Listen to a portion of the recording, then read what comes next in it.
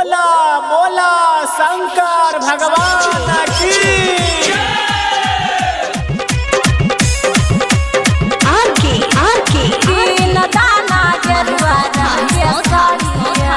Music by Nitesh निराला, गरिमा recording studio Boisar. हम जलवा ढार देवा घर ना गाड़ी आया हो पिया जाइबे हम जलवा ढार देवा घर ना गाड़ी आया हो पिया की न दाना 1600 के कमरिया आहो पिया की न दाना गेरुआ रंग के साड़िया। लॉकडाउन में छूट गेलौ हमारो नौकरिया के धानी। लॉकडाउन में छूट गेलौ हमारो नौकरिया के धानी।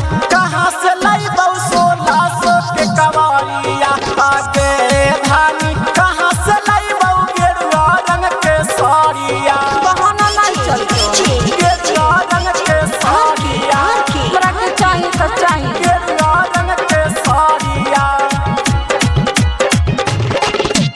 की न दाना गेरुआ रंग के साड़िया।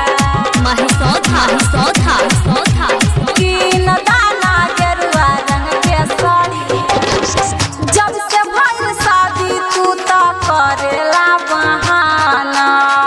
परब के दिन हवे करह जानी माना। रोज रोज बहाना ना चली ठीक बा, हमेशा मना कर देला माना। बुझाए रानी अपना घर के मजबूरी। अच्छा हे बघन गाड़ी आए यहाँ से बाटे दूरी। रहे चमकौआ पड़े सब के नजरिया हो पिया की न दाना 1600 के कमरिया आहो पिया की न दाना गेरुआ रंग के साड़िया। आगे धानी कहाँ से लैबौ 1600 के कमरिया आगे धानी। आगे धानी आगे धानी। की न दाना गेरुआ रंग के साड़िया।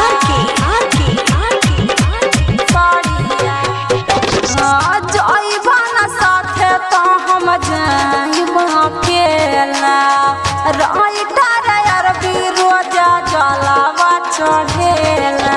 हम सब नहीं जानत बुझला, हमरा चाहिए तो चाहिए।